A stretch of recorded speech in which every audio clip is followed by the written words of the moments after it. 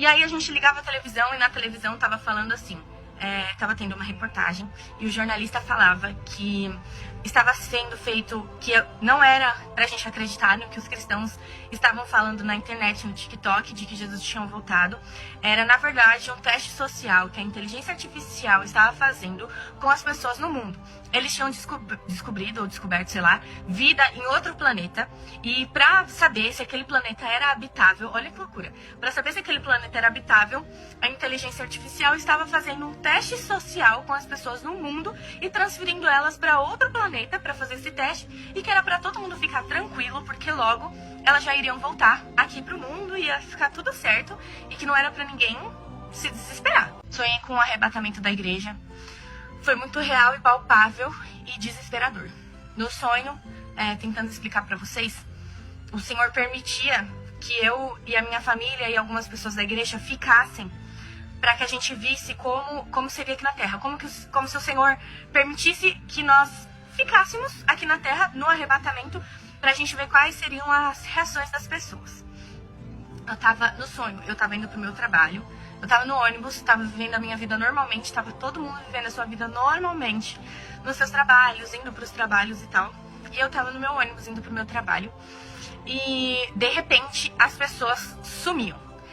Não tinha um relâmpago, não tinha um trovão, elas só sumiam. E aí as roupas delas ficavam e elas sumiam, tipo, pessoas específicas, não todo mundo, obviamente, mas o motorista do ônibus tinha sumido. E eu lembro que o ônibus começou a ficar desgovernado, e aí eu falava, gente, Jesus voltou, o motorista foi arrebatado e o ônibus tá desgovernado. E aí uma pessoa se levantava lá, que não tinha subido, que não tinha sido arrebatada, pegava o controle do ônibus, freava, e a única coisa que dava tempo é da gente descer do ônibus. Aí, beleza. Aí eu desci do ônibus, a primeira coisa que eu fui fazer foi pra casa dos meus pais. Porque parecia que no meu subconsciente do sonho, eu já sabia que Deus tinha deixado a gente ali pra gente ver o que iria acontecer aqui na Terra.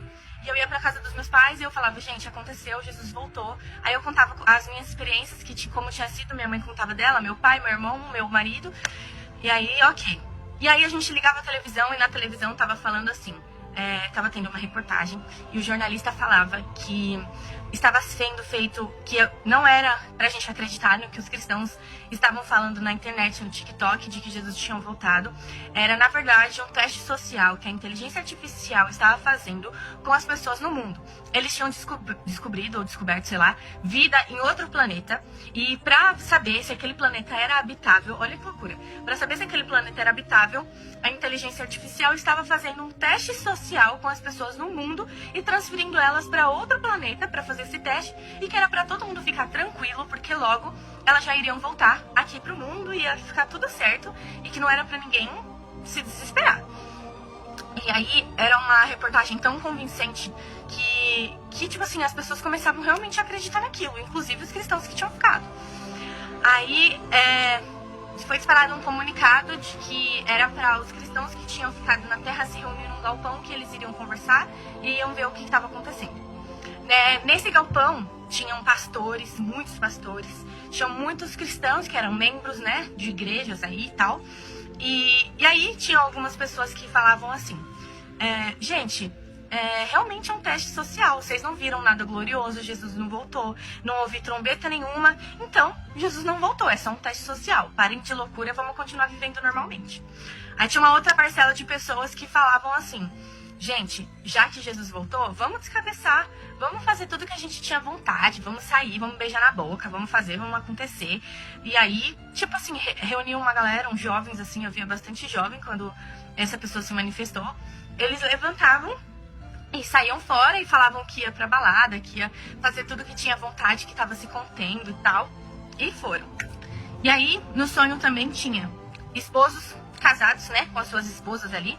E eles falavam assim, bom, já que Jesus voltou e a minha salvação não depende mais de mim, eu vou pegar a mulher que eu sempre tive vontade aqui da igreja. E aí, gente, os homens, do lado das suas esposas, começavam a sair e pegar suas amantes, assumirem elas, largar as esposas, iam sair fora, iam curtir a vida com as amantes que sempre esconderam e tal.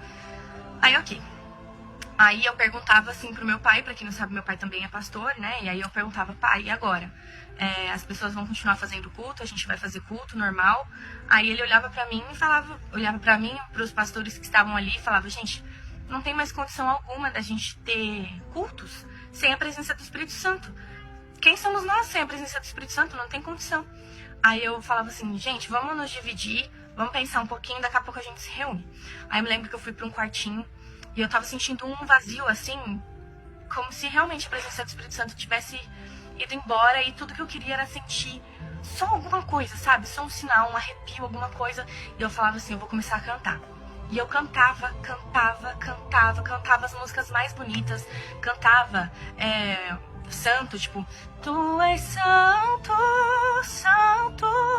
E eu tentava, e eu clamava, e eu não sentia nada, gente, nada, era desesperador. Você cantava, não sentia nada. Até que a gente se reuniu de novo. E eu falava, gente, pelo amor de Deus, vamos tentar louvar junto. Vamos tentar orar, vamos tentar fazer alguma coisa pra gente tentar sentir a presença de Deus. E aí eu tentava movimentar as pessoas pra gente cantar. E a gente cantava mais alto, a gente gritava mais alto. E a gente não sentia nada. E aí eu falava, gente, não tem mais nada, acabou, a presença do Espírito Santo foi embora.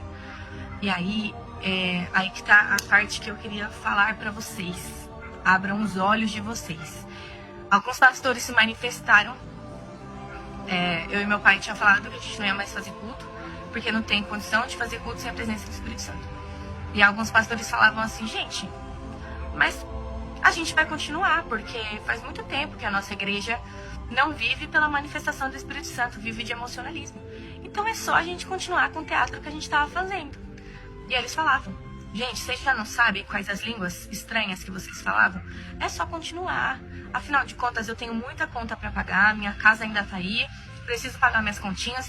Então a gente só vive de emocionalismo a partir de agora. A gente não conta mais com a presença de Deus. A gente continua pregando, continua cantando, continua louvando, falando e acontecendo. E a gente vive só de emocionalismo. A gente continua pregando, fala em línguas de vez em quando, dá uma sapateada. Aí eles falavam, as pessoas são fáceis de enganar. É só a gente contar pra elas histórias de que realmente é um teste social, que uma hora Jesus vai voltar e a gente continua até vendo o que dá. E aí a gente falava que não ia participar disso, né, e tal. E aí a gente ia pra casa da minha mãe. Chegando na casa da minha mãe, meu marido falava assim, amor, vamos embora porque vários postes de energia estavam estourados, então a gente não ia ter luz.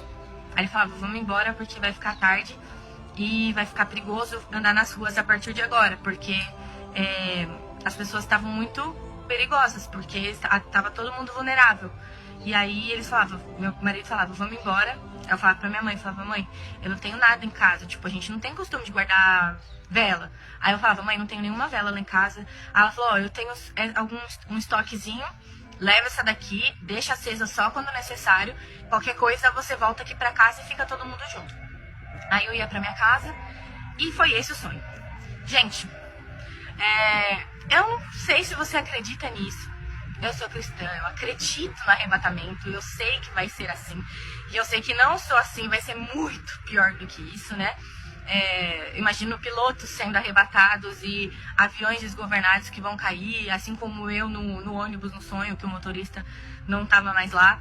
Então, eu não sei se você é cristão há muito tempo ou se você está desviado, mas abre os seus olhos, porque eu acho que, cara, Jesus está voltando e abram os seus olhos, gente, pelo amor de Deus, não tentem ficar aqui. Tipo assim, o inferno não é legal, o inferno não é, tipo assim, sabe, good vibes, igual as pessoas têm falado. O diabo tem usado a vida de pessoas pra falar pra vocês que o inferno é legal. O inferno é igual as baladas que vocês frequentam, não é. O inferno é um lugar de dor e sofrimento. E o diabo quer ceifar a vida de vocês. Não escutem, eu já cansei de ver podcast falando, mas se tal pastor estiver por lá, então eu prefiro descer de tobogã pro inferno e fazer uma festa lá. Não vai ser assim. Tá? O inferno vai ser um lugar de dor e sofrimento. Se você acha que você está sofrendo aqui na terra, você não sabe o que você vai sofrer no inferno. Então volte para Jesus. Se você tem uma vida com Jesus, continue e permaneça firme, porque Jesus está voltando. Eu sei que você também deve estar cansado de ouvir que Jesus está voltando, porque a gente ouve há muitos anos que ele está voltando, mas ele vai voltar. Isso é fato. Se Jesus não voltar para você no arrebatamento, pode ser que ele volte para você de outra forma. As pessoas morrem o tempo inteiro. Jesus volta individualmente para algumas pessoas, então não desista de Jesus. Esse sonho foi desesperador. Eu acordei muito assustada. Afinal de contas, o Senhor permitiu que eu ficasse para ver tudo o que iria acontecer. E vai ser desesperador. Desesperador. E se você tem filho pequeno, pense na sua salvação, porque se Jesus voltar, o seu filho vai e você fica.